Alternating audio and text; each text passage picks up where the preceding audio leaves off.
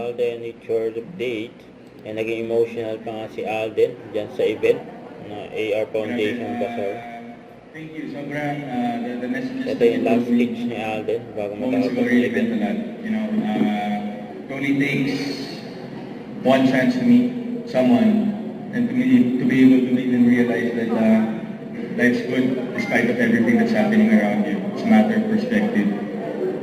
So right now, with everything that has been said tonight, has been done tonight, lagay natin ito sa mga puso natin and let's take it seriously. If there's one thing we should take seriously in life, it's always the good. Always treat good seriously. Kasi napakahirap di ba, parang napakahirap ma-appreciate lately ng mga mabubuting bagay na nangyayari. Because we're so consumed by the negativity around us and our emotions.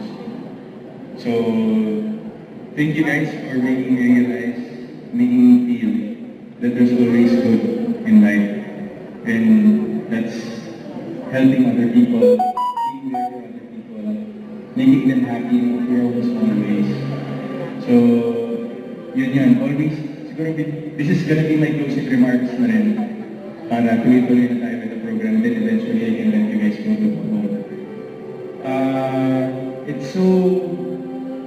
It's very difficult to find the silver lining in daily life. Diba? Parang, lalo pag tayo we're not in a good place.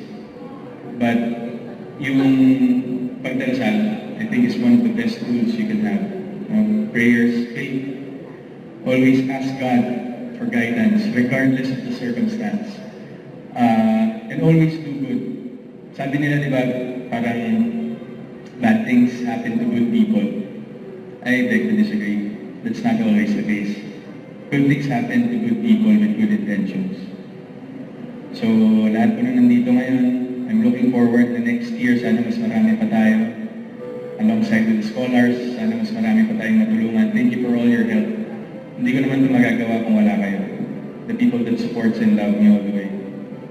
And to my team, syempre, to Miss Mona, to Kuya Sam, to Mama Ten, Sunny Boy, Joy, Ate Roda, to Mr. Mayuga, Derek Ryan, thank you sa lahat po ng mga people behind this event.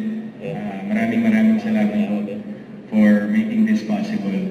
And sa lahat po, sana pag-uwi niyo sa inyong mga tahanan, when you go back to your homes, aside from realizing where your home is, always find the good in people.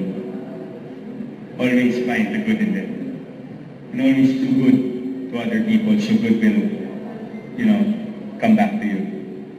I'm just so overwhelmed with a lot of emotions right now. I didn't expect na I would feel this way tonight.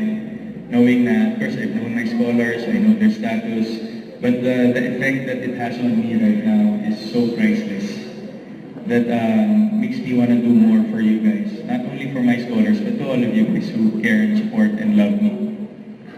So, maraming salamat for your time. Thank you so much for all your love and support sa lahat ng mga kaperahan.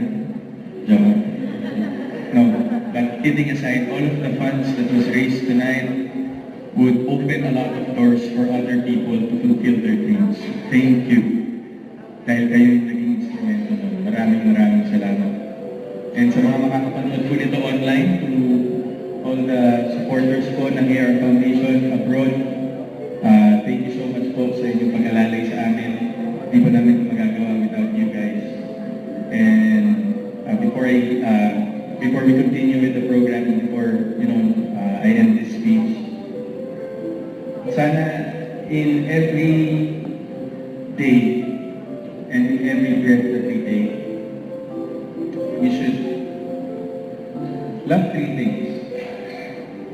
Number one, we should love the people around us, the ones that matter.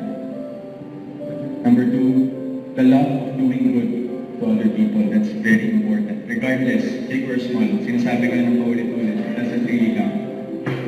And lastly, the love for God. Faith in God, prayers, will never fail if all else fails.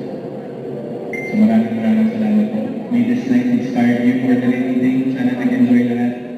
And mag-iingat po tayo lahat sa ating mga karami. Maraming salamat.